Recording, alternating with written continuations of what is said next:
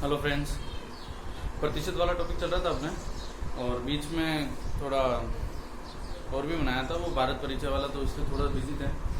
चौथा पार्ट है, देखते हैं वापस एक बार।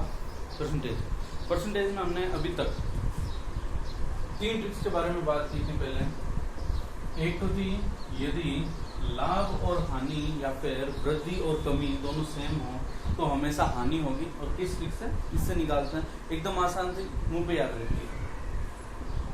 अगली है जो समूह में, विद्यालय में, इन सब में या फिर किसी खेल में यदि समानताओं में बात आए और जो एकजुटता में बताए, उसके लिए हमने क्या यूज किया था, x plus y minus Z.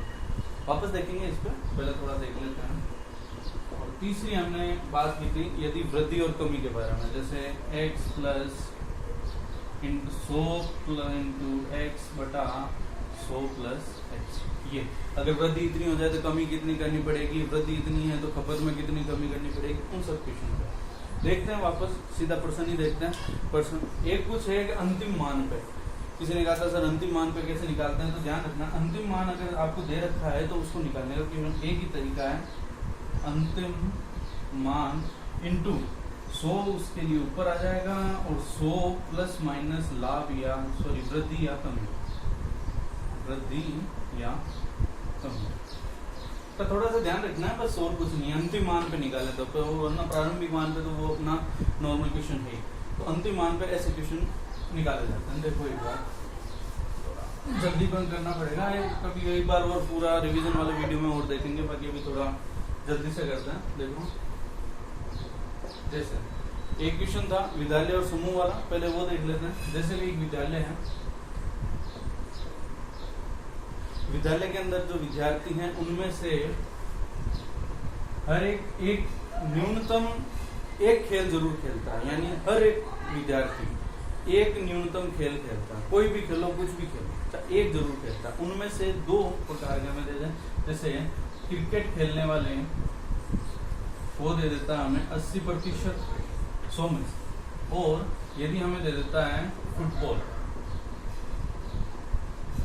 Football खेलने वाले वो हमें कह देता है कि 65%। तो 3 प्रकार के क्वेश्चन मैंने बताए थे, ये बस ऐसे ही थोड़ा बता रहा हूँ क्योंकि उसमें क्या साफ नहीं आया था इसीलिए।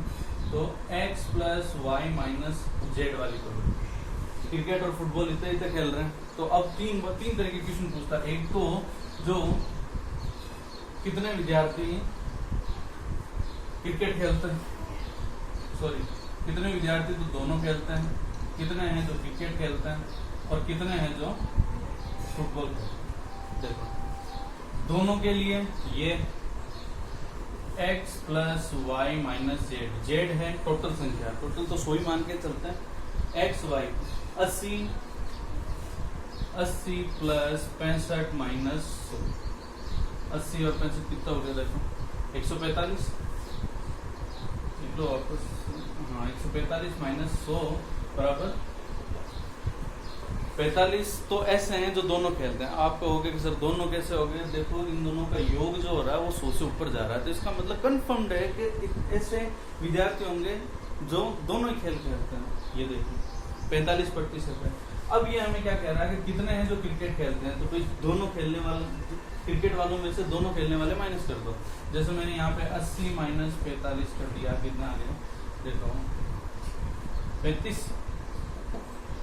35% होंगे जो क्रिकेट भी खेलेंगे। फुटबॉल खेलने वाले कितने हैं, 65 माइनस 45, तो मैं कहूँगा 20%।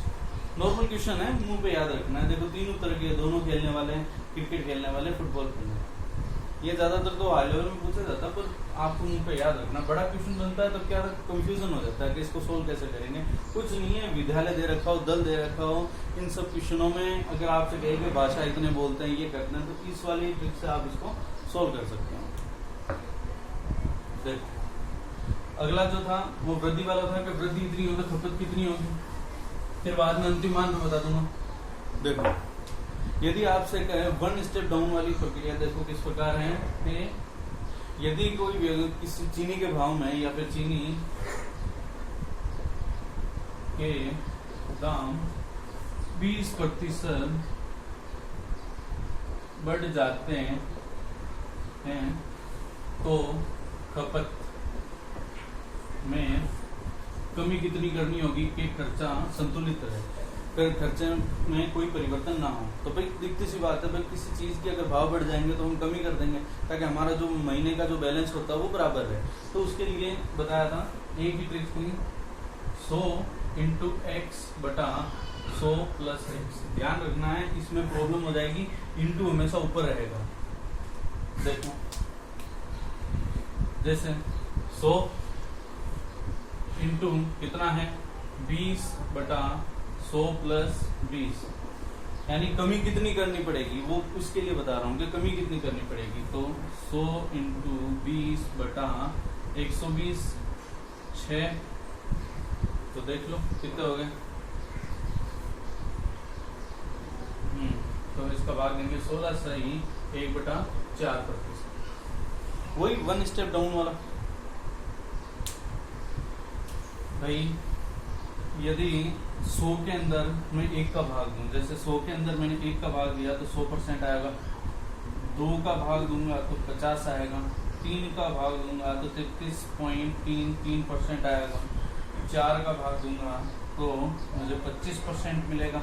और अगर मैं 4 का भाग दिया तो 25, और अगर मैं 5 का भाग दूंगा तो मुझे 20% मिलेगा।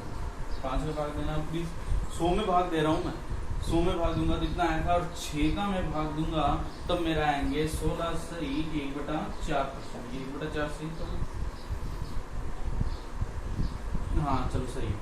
देखो 1 स्टेप डाउन, इतने की वृद्धि हुई, इतने की कमी हो गई, यानी लगभग 11 तक मुंह पे याद रखना है। 11 तक मुंह पे याद रखोगे, और उससे अगर आप ऊंचा कोई क्वेश्चन आ जाता है या फिर उससे 11 से ज्यादा कोई मान दे देता है परसेंटेज में, तो आप इससे सोच लो।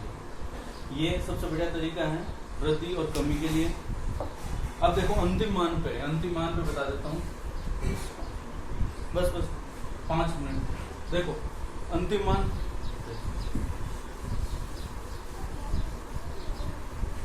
मान पे क्वेश्चन कैसे सोल्व होते हैं थोड़े दिनों बाद और एक बताएंगे आपको, पॉलिटिकल का है मौलिक अधिकार, सोच रहे हैं उसका भी एक वीडियो बनाएंगे, इसलिए ज़्यादा से ज़्यादा सब्सक्राइब करो। और ट्रिक्स बहुत बढ़िया आइडिया है, आपको बहुत अच्छा समझ में आएगा उसमें। देखो जैसे पर्सन में लिख रहा हूँ कि यदि किसी गांव की जनसंख्या 880 है, तो यहाँ पर जहाँ जनसंख्या 10% से घट जाती है या फिर वृद्धि हो जाती है, वृद्धि हो जाती है, कमी हो जाती है, बस यही हो रहा है भारत में। तो वृद्धि हो रही है, जनसंख्या 10% से वृद्धि हो जाती है। वर्तमान में या फिर वृद्धि होकर जनसंख्या 10% से वृद्धि होकर 880 हो जाती है, तो पहले कितनी थी? देखो जब शुरुआत की थी तब हमने कहा था कि प्रतिशत जो होता है, प्रतिशत के मान वगैरह ये सारे प्रारंभिक मान पर निकलते हैं। लेकिन अगर आपको अंतिम मान दे दिया, देखो पहले कुछ और थी, 10% की वृद्धि हो गई और अब हो गई है 880, यानी हमें ये पूछा। तो यानी प्रारंभिक मान ये था, अंतिम मान ये था। अंतिम मान पे अगर आपको क्वेश्चन दे रखा हो तो आप किस प्रकार निकालोगे? एकदम आसान है ये तो। देखो मैंने बताया था अंतिम मान बराबर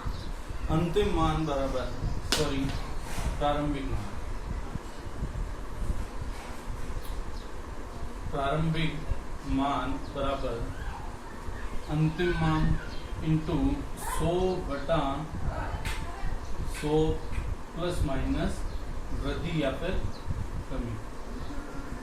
ध्यान रखना है, वृद्धि होगी तो प्लस हो गया और कमी होती तो माइनस। जैसे प्रारंभिक मान निकालना है, अंतिम मान कितना दे रखा? 880 इंटू 100 तो है हमारे पास। भाई सीधी जवाब, प्रारंभिक मान अंतिम मान निकालते हैं तो प्रारंभिक मान की तरफ 100 आता तो 100 हमेशा नीचे चला जाता, लेकिन हमारे पास यहाँ पे उल्टा कर रहे हैं, हम अंतिम मान से निकाल रहे हैं प्रारंभिक मान, उल्टा निकाल रहे हैं, तो ये 100 ऊपर चला गया। तो 100 प्लस वृद्धि कितनी है 10, तो मैं क्या कहूँगा देखो 100/8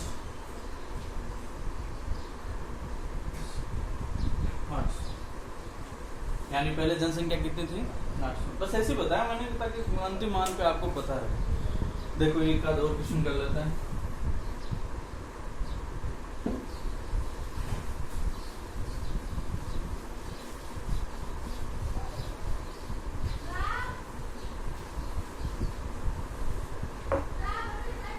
जैसे मैंने लिखा है, देखो जैसे मैंने लिखता हूँ कि चक्रवर्ती की तरह निकलते हैं वो, वैसे यहाँ पे चक्रवर्ती ब्याज वगैरह नहीं है, लेकिन क्वेश्चन वैसा ही बनेगा। जैसे यहाँ पे मैं कहता हूँ एक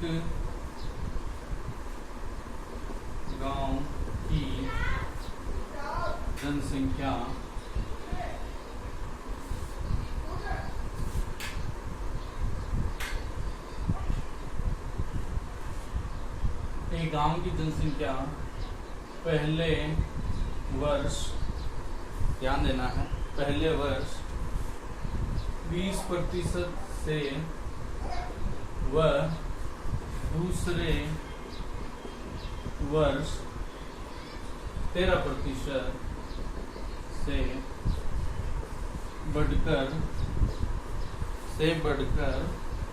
कुछ भी ले लो, जैसे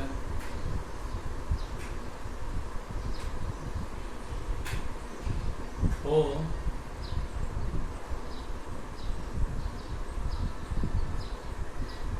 जाती है। तो 2 वर्ष पहले कितने थे? 2 वर्ष पहले कितनी थे? करना कुछ नहीं, एकदम आसान क्वेश्चन है। जैसे देखो अभी कितनी है, अंतिम मान ही तो दे रखा हमें 26, 39, 0 इंटू 100। भाई उल्टा ज्ञात करना, हम अंतिम मान से ज्ञात करते 100 ऊपर आएगा। 100 देखो 100 वृद्धि हुई 120 की, दूसरी बार वृद्धि हुई 13 की, इसको कर लो पहले 115 कर लो, इसको 15 कर लो ताकि यहाँ पे आसान थोड़ा 16 है। देखो काट दिया और इसको मैं कर देता हूँ 12।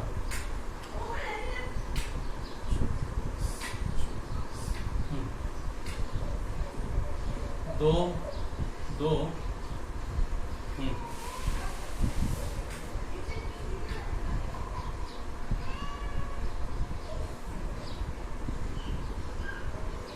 10 इंटू 100/115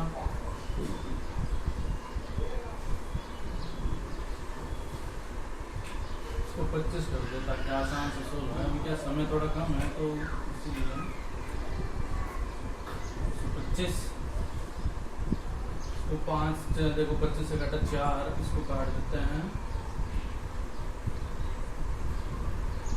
5, इसको 5 से काटा तो आएंगे 404। तो अब हमारे पास क्या है 404 इंटू 10 इंटू 4, तो मैं कहूँगा पहले इसको कर दो 6, 1, 16, 10 यानी 16,000